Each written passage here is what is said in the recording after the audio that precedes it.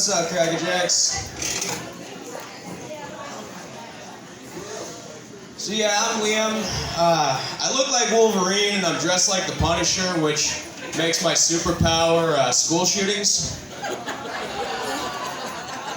I come from a long line of disgruntled veterans, drug addicts, and fucked up artists, which is probably why I look like I want to kill myself and like I want to also kill myself. By the way, my grandma's here tonight, so she's going to be proud to see this. And speaking of suicide, I live with a combat vet. Yeah, that one was kind of... But it's fun living with him. He was a commando in the Navy. He wasn't a Navy SEAL, so I like to say commando. And it's weird living with somebody like that, because like he'll just arise from like a drunken slumber and just walk to the bathroom bare-ass naked to go take a shower.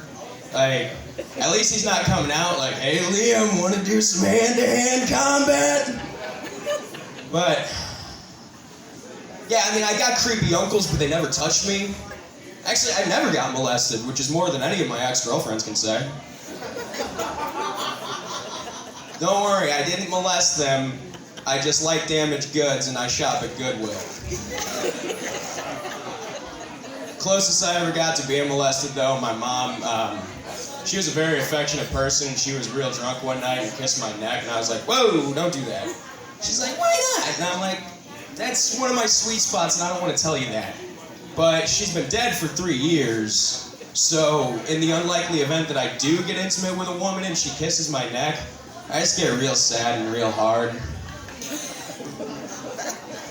Yeah, it's hard finding porn when your mom's dead, because everything's all step fantasy these days.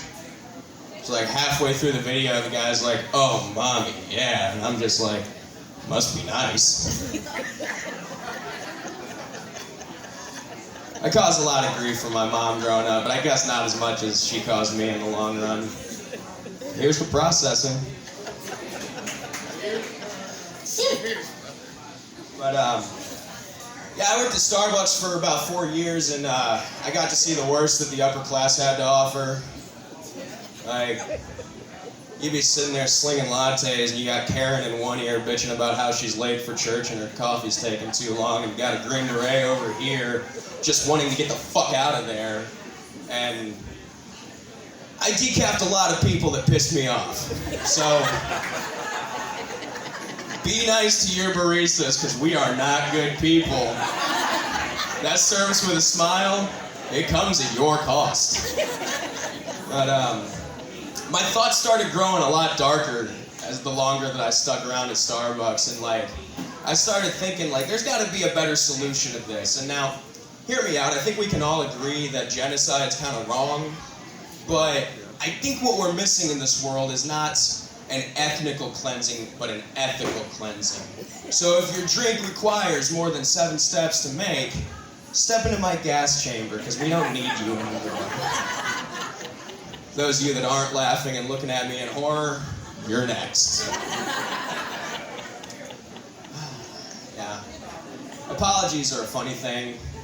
Like I'm still in the service industry, and I gotta apologize when I fuck up. And sometimes when people fuck up, they apologize to me. And I've already told you a little bit about my family, so you get the odd condolence apology sometimes, which is like, oh, sorry for your loss. Just hug me and cry, bitch. But I always hate when people say some shit like, oh, I wasn't trying to be rude, or I didn't mean to be a dick. Like, what's next? I didn't mean to rape that bitch. Animal instinct just kicked in.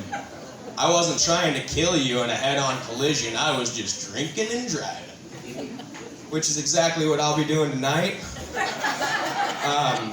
But on a serious note, before I get out of here, I want to say this is my first book gig.